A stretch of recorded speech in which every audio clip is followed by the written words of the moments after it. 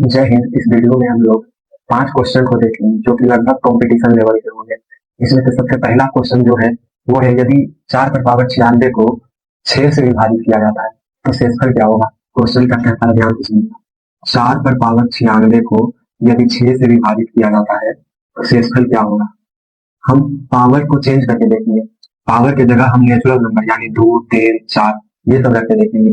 अगर इसका शेषफल देखते हैं कितना आता है तो रखते हैं 4 पर पावर पहले 2 बटा 6, 4 के स्क्वायर 16 बटा 6, काटेंगे तो आएगा 6 दूनी 12, यानी यहाँ पे शेषफल कितना बचा, यहाँ पे शेषफल बचा 4, 6 दूनी 12 4 बच जाएगा, यहाँ पे शेषफल बचा 4। उसके बाद 4 पर पावर 3 रखते हैं बटा 6, यहाँ पे हो जाएगा 64 बटा 6। उसके बाद भाग देते हैं, 6 देने के 60 कट जाएगा, लेकिन यहाँ पर भी शेषफल पर बच जाएगा 4, शेषफल यहाँ पे भी बच जाएगा 4, यानी 6 दहेज के साथ फिर 4 तो बच ही जाएगा। उसके बाद 4 पर पावर 4 लेके देखते हैं, यहाँ पे 4 पर पावर 4 यानी 4 पर पावर 4 यानी आएगा 256 बटा 6।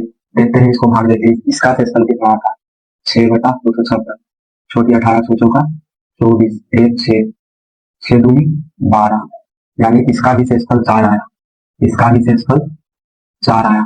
हम क्या देखें, यहाँ पे अगर पावर जितना भी रहता है, जैसे हम 2 पावर रखे देखे, 3 देखे, 4 देखे, इसी तरह से अगर और रखेंगे तो हमेशा शेषफल 4 आएगा। यानी अगर 4 पर पावर 96 बटा 6 है तो इसका शेषफल कितना आएगा, इसका शेषफल 4 आएगा, जो कि ऑप्शन ए में है, ऑप्शन ए सही हो जाएगा। उसके बाद दूसरा जो है वो है 37/13 बराबर 2 + 1, इसको आप बटा पढ़ सकते हैं, यहाँ पे हम सोच देते हैं। यानी यहाँ पे जेड का मान पूछ रहा है, यहाँ पे जेड का मान क्या हुआ। तो इस तरह के क्वेश्चन को कैसे सॉल्व करेंगे, सबसे पहले इसको भी इस फॉर्म में लिखना होगा, जैसे कि हम इधर छोड़ देते हैं। 37/13 को लिखते हैं, हम 37/11 को लिख दिए, 11 इंटीजर 2 इंटीजर 11/13। हम क्या इसको नहीं लिख सकते हैं, 2 + 11/13 लिख सकते हैं। उसके बाद हम अगला स्टेप चलते हैं, 2 + 11/13 को हम उलट के लिख देते हैं, यानी 13/11। यहाँ पे ध्यान दीजिएगा, 1/13/11 लिखते हैं, अगर इसको सुलझाएंगे तो 11/13 ही हो जाएगा। उसके बाद यहाँ अगला स्टेप चलते हैं, 2 + 11/13 हमको इस फॉर्म में लाना है इतना को। हम सबसे पहले 37/13 को इतना लिखे, उसके बाद इसको उलट दिए, उसके बाद 2 + इसको भी इंटीजर के रूप में लिखेंगे।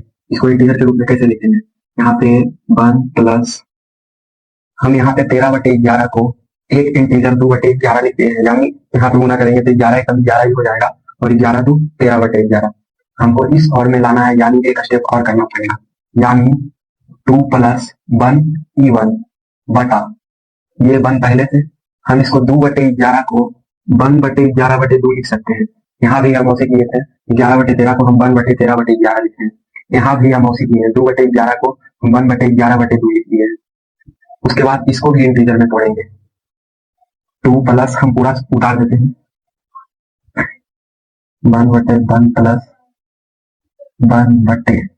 1/11/2 को हम अगला स्टेप में इंटीजर के रूप में लिख देते हैं, जैसे 5 इंटीजर 1/2 यानी 5 दूनी 10 और 11/2, यानी हम 37/13 को इस फॉर्म में लिख देते हैं, मिटा के पूरा ये यहाँ लिखते हैं, 2 + 1/1 + 1/5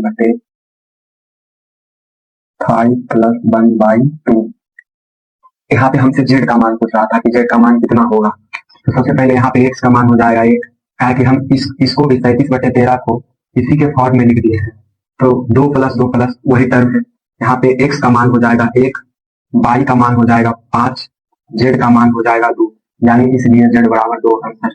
तो इस टाइप का मैथ कुछ इसी तरह से बनता है, इसलिए जेड बराबर 2 आंसर हो जाएगा। उसके बाद तीसरा क्वेश्चन है, x³ - 3x² + kx - 10 के कितने हल संभव है। तो k का मान पूछ रहा है, यहाँ पे k का मान पूछ रहा है।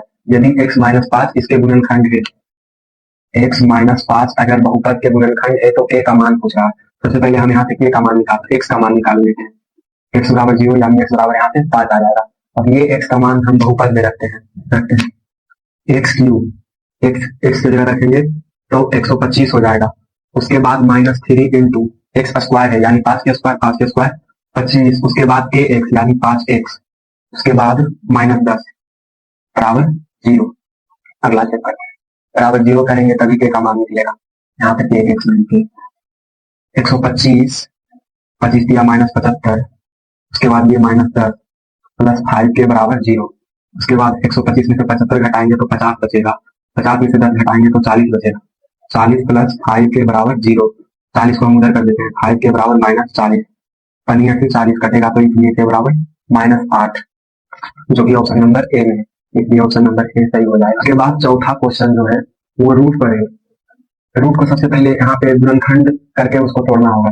सबसे पहले हम यहाँ पे फिर से क्वेश्चन निकाल लेते हैं। ये क्वेश्चन है, हम इसको सॉल्व करते हैं। सबसे पहले हम इसको स्टेप बाय स्टेप करेंगे। ऊपर तो हम कुछ नहीं कर सकते हैं, नीचे यहाँ पे इसको तोड़ सकते हैं, इसको तोड़ सकते हैं, इसको तोड़ सकते हैं। हम स्टेप बाय स्टेप करते हैं। 5 प्लस रूट 10 बटे 5, रूट 5 को हम ऐसे ही रहने देंगे, माइनस 2 रूट 20 को हम 2 को निकाल लेते हैं, बचेगा यहाँ पे 5, डायरेक्ट कर देते हैं, 4 रूट 5 हो जाएगा। यहाँ पे 2 निकलेगा, बचेगा यहाँ पे 5, 2 अंडर रूट में है, 2 40 के साथ गुना हो जाएगा। यहाँ पे -4 रूट 2, 40 से निकल जाएगा, 16 दूनी 32, यानी 40 से निकल जाएगा, प्लस रूट 50, 25 गुना 50, रूट 25 के वर्गमूल 5 रूट 2। उसके बाद अगला स्टेप 5 प्लस रूट 10 बटा 5 रूट 5 में से 4 रूट 5 चल जाएगा तो बचेगा रूट 5। यहाँ पे 5 रूट 2 में से 4 रूट 2 चल जाएगा तो बचेगा प्लस रूट 2। उसके बाद अगला स्टेप जो होगा, इससे हम रूट 5 कॉमन ले लेते हैं, रूट 5 कॉमन लेंगे, यहाँ पे बचेगा रूट 5, यहाँ पे बचेगा रूट 2, ये रूट 10 है यानी 5 गुने 2, रूट 5 निकल जाएगा तो रूट 2 बचेगा। उसके बाद नीचे में है रूट 5 प्लस रूट 2, इससे कट जाएगा, यानी बचा हमारा रूट 5, ये आंसर जो कि ऑप्शन नंबर डी में है। उसके बाद जो 5वां क्वेश्चन है और अंतिम क्वेश्चन है आज का, ये है, यानी इकाई अंक क्या होगा वो पूछ रहा है। सबसे पहले एक इक्यासी से चला, 81, 82, 83, 84, 85।